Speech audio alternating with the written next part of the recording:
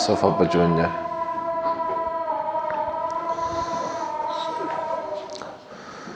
الحمد للہ الذی لم يتخذ ولدا ولم يكن له شريك في الملك ولم يكن له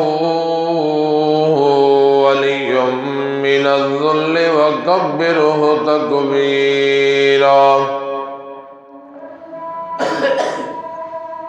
أما بعد فأعوذ بالله من الشيطان الرجيم۔ بسم الله الرحمن الرحيم۔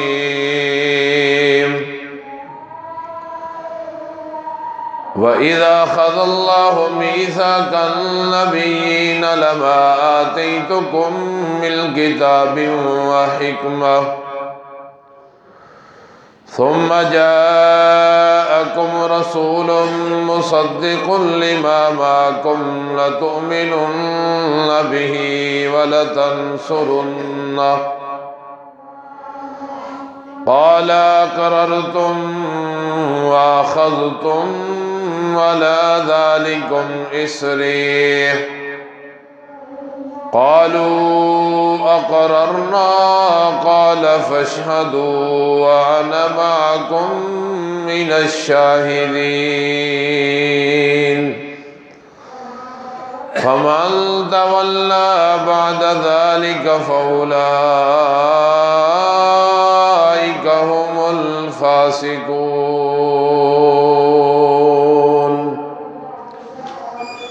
وَإِذَا أَخَذَ اللَّهُ، اور جب وعدہ لیا اللہ تعالیٰ نے میثاق النبیین، تمام نبیوں سے، لما آتیتکم من کتاب و حکمہ، جب میں تمہیں عطا کروں کتاب اور حکمت، ثم جاءکم رسول مصدق لما معکم، پھر آ جائے تمہارے پاس عزت والا رسول، مصدق لما معکم، جو تصدیق کرنے والا اس کی جو تمہارے پاس ہے، لَتُؤْمِنُنَّ بِهِ وَلَتَنصُرُنَّهُ، البتہ تم ضرور ایمان لاؤ گے ساتھ اس کے،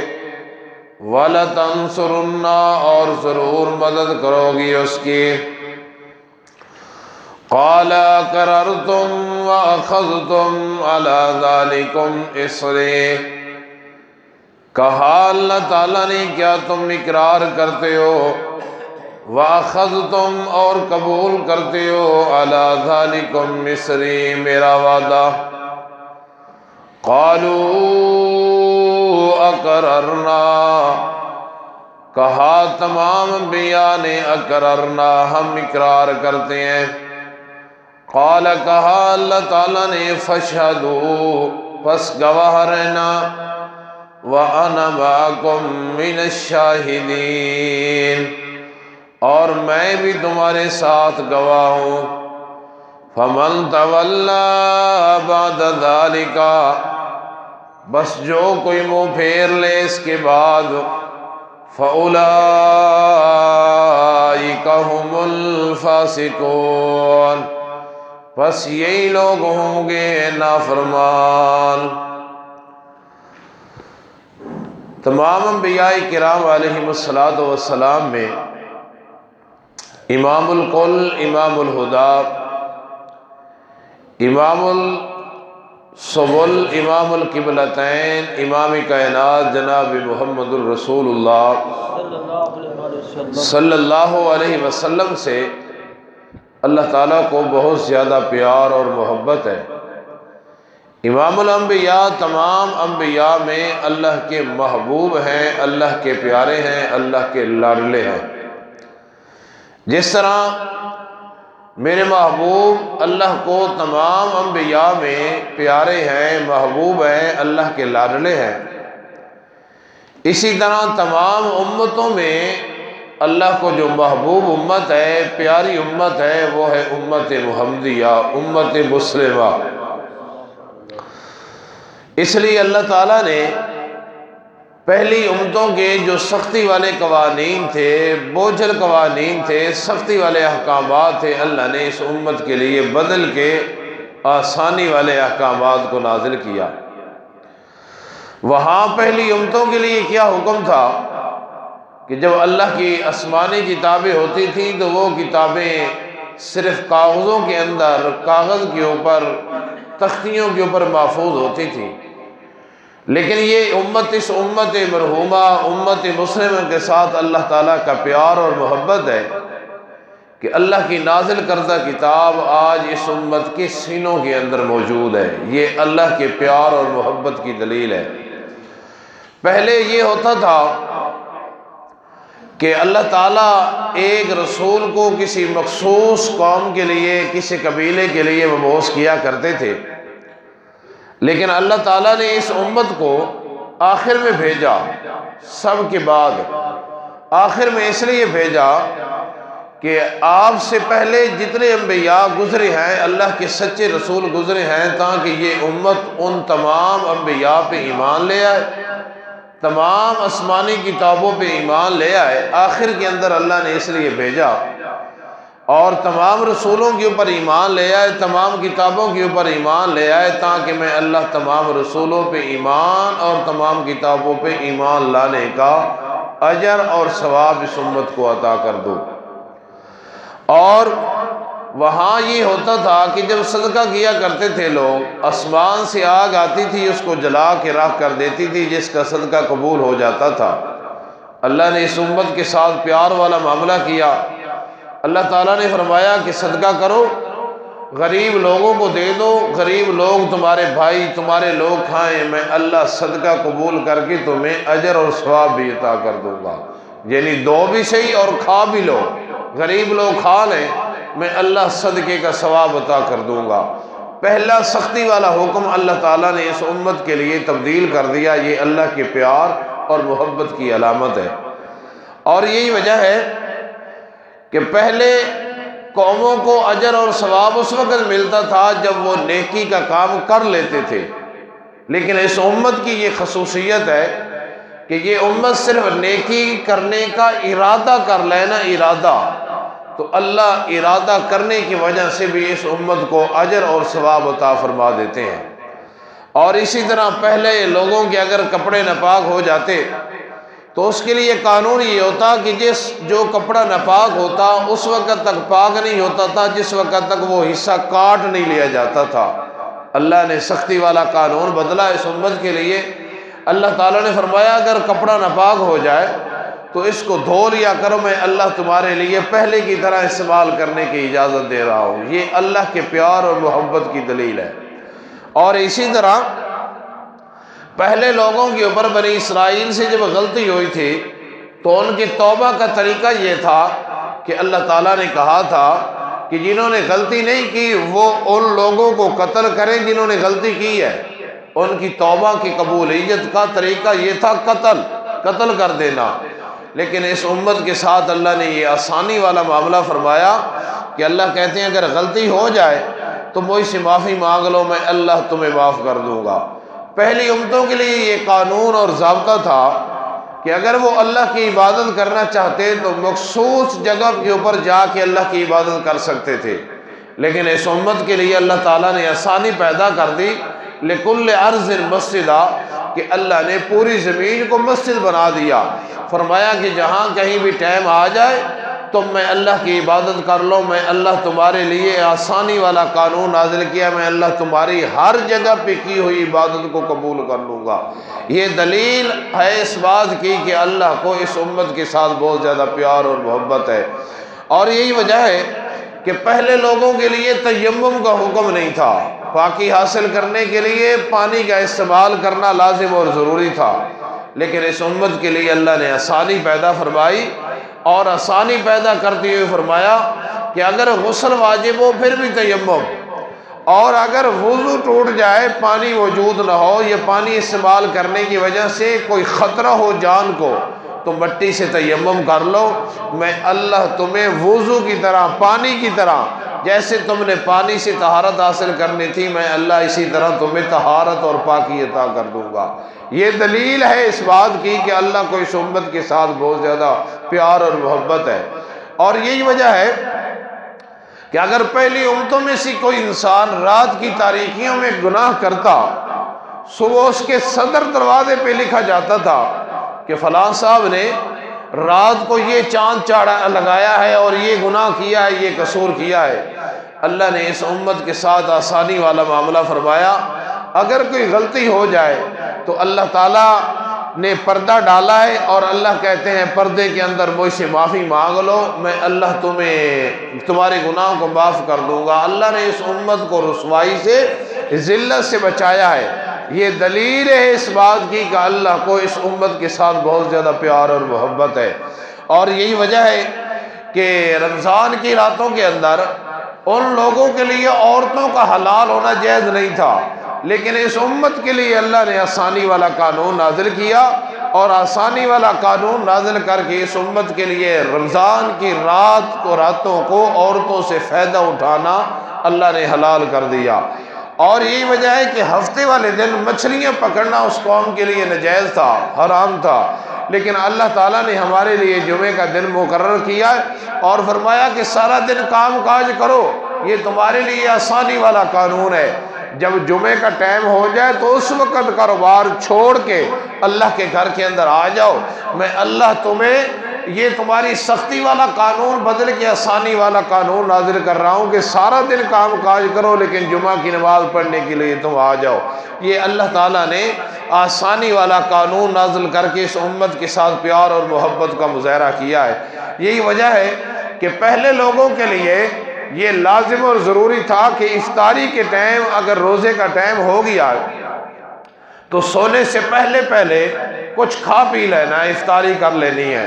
اور اگر افطاری سے پہلے کوئی انسان سو گیا، اس نے کھایا پیا نہیں ہے، تو اگلے دن کا روزہ شروع ہو جاتا تھا، اور اگلے دن پوری رات بھی نہیں کھانا ہوتا تھا، اگلے دن بھی پورا دن نہیں کھانا ہوتا تھا، کھانے کی اجازت نہیں تھی، اگلے دن شام کو جا کے افطاری کی اجازت ہوتی تھی۔ اللہ تعالیٰ نے اس امت کے ساتھ آسانی والا معاملہ فرمایا، اللہ نے اس امت کے لیے سختی والے قانون کو بدل کے آسانی والے قانون نازل کر دیے۔ جیسا کہ بخاری کے اندر واقع آتا ہے، حضرت قیس بن سرمہ رضی اللہ تعالیٰ عنہ ایک غریب صحابی ہے، میرے محبوب پیغمبر جناب محمد صلی اللہ علیہ وسلم کے، سارا دن محنت مزدوری کی، کھیتی باڑی کا کام کیا، شام کو گھر آئے، اپنی اہلیہ سے، رفیق حساحیات سے پوچھا کوئی چیز کھانے پینے کے لیے ہے؟ انہوں نے کہا کہ بھی تیار نہیں ہے، میں تھوڑی دیر کے اندر جلدی تیار کر کے لے آتی ہوں۔ حضرت قیس بن سرمہ رضی اللہ تعالیٰ عنہ سارا دن کے تھکے ماندے ہوئے چارپائی پہ لیٹے ہیں اور نیند آ گئی ہے، اگلے دن کا روزہ شروع ہو گیا ہے۔ اہلیہ کھانا پکا کے لے آئیے، دیکھے ہیں تو قیس بن سرمہ رضی اللہ تعالیٰ عنہ سو چکے ہیں، اور پرانا قانون یہی چلا آ رہا ہے پہلی امتوں والا کہ اگر کھانے پینے کے بغیر کوئی انسان سو جاتا تو اگلے دن کا روزہ شروع ہو جاتا۔ اب اگلے دن کا روزہ شروع ہو گیا ہے، رات بھی اسی طرح گزری ہے، اگلے دن سارا دن پھر کام کاج کے اندر مصروف ہو گئے ہیں۔ جب دوپہر کا ٹائم آیا نا تو غشیہ علیہ، حضرت قیس بن سرمہ کے اوپر غشی طاری ہوئی اور قیس بن سرمہ بے ہوش ہو کے گر گئے۔ امام کائنات جناب محمد صلی اللہ علیہ وسلم کو اطلاع دی گئی، میرے محبوب پیغمبر گئے تو قیس بے ہوش ہیں۔ امام کائنات نے قیس بن سرمہ کا سر اپنی گود کے اندر لیا ہے اور کہہ رہے ہیں کہ اللہ میری امت کے لیے آسانی والا قانون نازل فرما۔ اللہ تعالیٰ نے جبرائیل امین کو بھیج کے پہلا سختی والا قانون بدل کے آسانی والا قانون نازل کر دیا۔ کیا آسانی والا قانون نازل کر دیا؟ فرمایا کہ روزہ افطار کر کے صبح صادق تک میں اللہ ہر چیز کھانے پینے کی اجازت دے رہا ہوں۔ تو کائنات کے لوگوں، جس طرح امام کائنات اللہ کے محبوب پیغمبر ہیں، تمام نبیوں میں محبوب امام کائنات جناب محمد الرسول اللہ صلی اللہ علیہ وسلم ہے۔ اسی طرح تمام امتوں میں جو اللہ کو محبوب امت ہے وہ امت مسلمہ ہے۔ اللہ ہمیں بھی اللہ کے احکامات کی قدر کرنے کی توفیق نصیب فرمائے۔ اس لیے فرمایا امت بھی عظمت والی، پیغمبر بھی عظمت والا، امت بھی شان والی، پیغمبر بھی شان والا۔ اس لیے پیارے پیغمبر جناب محمد الرسول اللہ صلی اللہ علیہ وسلم کے بارے کے اندر فرمایا وَإِذَا أَخَذَ اللَّهُ، اے میرے محبوب پیغمبر جناب محمد صلی اللہ علیہ وسلم، وہ وقت بھی یاد کرنے کے قابل ہے میرے محبوب پیغمبر۔ وَإِذَا أَخَذَ اللَّهُ، جب اللہ نے وعدہ لیا، اللہ نے لیا وعدہ میثاق النبیین، تمام نبیوں سے اللہ نے عالم ارواح کے اندر تمام نبیوں کو جمع کیا۔ جمع کرنے کے بعد اللہ نے تمام نبیوں سے ایک وعدہ لیا وَإِذَا أَخَذَ اللَّهُ مِيثَاقَ النَّبِيِّينَ، میں اللہ نے وعدہ لیا ہے تمام نبیوں سے لَمَا آتَيْتُكُم مِّن کِتَابٍ وَحِکْمَةٍ، جب میں اللہ تمہیں عطا کر دوں کتاب اور حکمت، نبوت عطا کر دوں، شریعت اور رسالت عطا کر دوں، تمہیں کتاب دے دوں، تم جاؤ جا کی دنیا کے اندر اپنی کتاب کی تبلیغ کر رہے ہو، اپنی رسالت کی طرف لوگوں کو بلا رہے ہو، پھر کیا ہو جائے ثم جاءکم رسول، ایک شان والا رسول آ جائے، ایک عزت والا رسول آ جائے، عظمت والا رسول یعنی محمد صلی اللہ علیہ وسلم، میرا محمد صلی اللہ علیہ وسلم آ جائے تو اے انبیاء کرام علیہ السلام کی جماعت، میرے محمد کی نشانی کیا ہوگی مصدق لما معکم، میرا محمد تصدیق کرنے والا ہوگا ان چیزوں کی جو تمہارے پاس ہے، تورات کی بھی تصدیق کرنے والا ہوگا، انجیل کی بھی تصدیق کرنے والا ہوگا۔ تو انبیاء کرام کی جماعت سن لو، تمہارے ذمے میں اللہ دو کام لگا رہا ہوں۔ پہلا کام کیا ہے لَتُؤْمِنُنَّ بِهِ، لَتُؤْمِنُنَّ بِهِ، اپنی نبوت والی دکان کو بند کرنا ہوگا اور میرے محمد پہ ایمان لانا ہوگا۔ اللہ اللہ، میں اللہ کے کاغذوں میں تم نبی رہو گے، میں اللہ کے کاغذوں میں تم میرے سچے رسول ہو گئے، لیکن میرے محمد کی موجودگی کے اندر تمہاری نبوت ہو نہیں چلے گی، تمہاری رسالت نہیں چلے گی اور تمہاری شریعت کا سکہ نہیں چلے گا۔ اللہ کے سچے بھیجے ہوئے پیغمبر جب میرا محمد آ جائے تو میرے محمد صلی اللہ علیہ وسلم کی موجودگی کے اندر آدم کی شریعت نہیں چل سکتی، نوح پیغمبر کی شریعت نہیں چل سکتی، ابراہیم کی شریعت نہیں چل سکتی، حضرت موسیٰ اور عیسیٰ پیغمبر اللہ کے سچے پیغمبروں کی شریعت نہیں چل سکتی۔ تو بھائیو پھر مان لینا چاہیے اگر میرے محمد کی موجودگی کے اندر اللہ کے سچے پیغمبروں کی شریعت نہیں چل سکتی تو پھر ابو حنیفہ کی فقہ بھی نہیں چل سکتی، پھر امام شافعی کے فتوے بھی نہیں چل سکتے، پھر پیروں کے قصے اور کہانیاں بھی نہیں چل سکتیاں۔ اللہ نے تو تمام انبیاء سے یہ وعدہ لیا ہے کہ میرا محمد آ جائے تو اس کے اوپر ایمان لانا تمہارے سب کے اوپر فرض ہے۔ لَتُؤْمِنُنَّ بِهِ، سب سے پہلی بات یہ ہے کہ تم نے ایمان لانا ہوگا میرے محمد صلی اللہ علیہ وسلم کے اوپر، اور دوسری بات یہ کہ وَلَتَنْصُرُنَّ، یہ نہیں ہو سکتا کہ میرا محمد میدان جہاد میں جائے اور میرے نبیوں تم گھر بیٹھے رہو، یہ نہیں ہو سکتا کہ میرا محمد میں اللہ کی دشمنوں سے لڑے اور تم اپنے اپنے گھروں کے اندر بیٹھے رہو، نہ بلکہ میں اللہ دوسرا کام تمہارے ذمہ یہ لگا رہا ہوں وَلَتَنْصُرُنَّ، میرے محمد کی مدد بھی کرنی ہوگی، ایمان بھی لانا ہوگا، اور امام کائنات جناب محمد صلی اللہ علیہ وسلم کی مدد بھی کرنی ہوگی۔ توجہ ہے؟ سب میری طرف دیکھیں، آپ کو ایک مسئلہ سمجھانے لگا ہوں۔ سب سے پہلا کام کیا ہے؟ ایمان لانا ہوگا میرے محمد کے اوپر، اور دوسرا کام کیا ہے کہ میرے محمد کی مدد کرنی ہوگی۔ بعض لوگ کہتے ہیں کہ حضرت خضر علیہ السلام زندہ ہے اور خضر کے جو ہے نا وہ دریاؤں کے اوپر سمندروں کے اوپر رہتے ہیں۔ اگر خضر زندہ ہوتے میرے محمد صلی اللہ علیہ وسلم کے دور کے اندر تو بدر کے اندر میرے نبی کے ساتھ مل کے جہاد کرتے۔ اگر خضر زندہ ہوتے تو احد کے میدان کے اندر آتے میرے نبی کی مدد کے لیے۔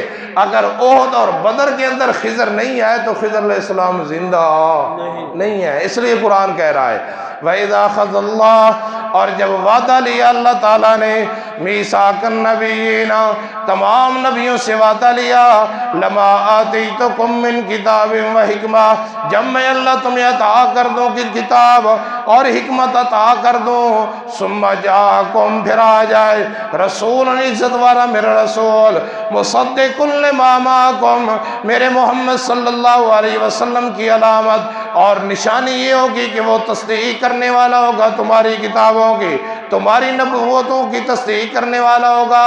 تو دو کام تم نے کرنے ہیں، لَتُؤْمِنُنَّ بِهِ، میرے محمد کے اوپر ایمان بھی لے آنا ہے، وَلَتَنْصُرُنَّهُ، اور میرے محمد کی مدد بھی کرنی ہے۔ جس میدان جہاد کے اندر میرا محمد اترے گا، تمہارے اوپر فرض ہے کہ میرے محمد کی تائید کے اندر تم بھی لڑو گے۔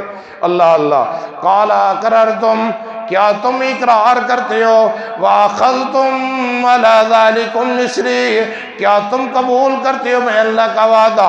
تمام انبیاء کرام نے کہا قَالُوا أَقْرَرْنَا، مولا ہم اقرار کرتے ہیں۔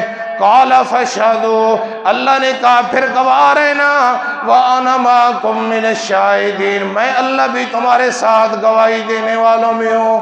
اللہ اللہ، یہ کون سے پیغمبر ہیں؟ یہ آدم ہیں، ابراہیم ہیں، موسیٰ ہیں، عیسیٰ ہیں، تمام انبیاء ہیں، لیکن وہاں مرزا نظر ہو نہیں آتا، اور مرزا قادیانی وہاں نظر نہیں آتا۔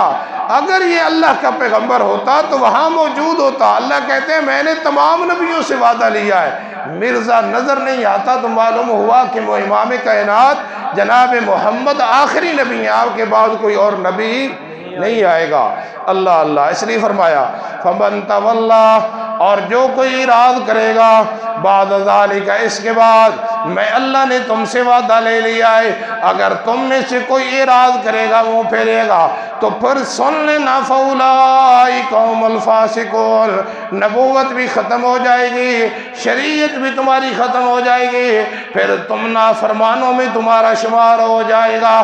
اللہ بتلانا چاہتے ہیں جس طرح تمام انبیاء میں اللہ کو محبوب محمد صلی اللہ علیہ وسلم، تمام انبیاء میں جس طرح میں اللہ کو محبوب محمد ہے، اسی طرح تمام امتوں میں مجھے محبوب اور پیار والی امت ہے تو امت محمد صلی اللہ علیہ وسلم۔ اللہ بھی پوری امت کو، جس طرح اللہ کو امت کے ساتھ پیار ہے نا، اللہ اس امت کو اللہ کے احکامات کے ساتھ بھی پیار اور محبت کرنے کی توفیق نصیب فرمائے۔ یہ امت تمام امتوں میں اللہ کو محبوب، اور ہمارے پیغمبر تمام پیغمبروں میں سے اللہ کو محبوب۔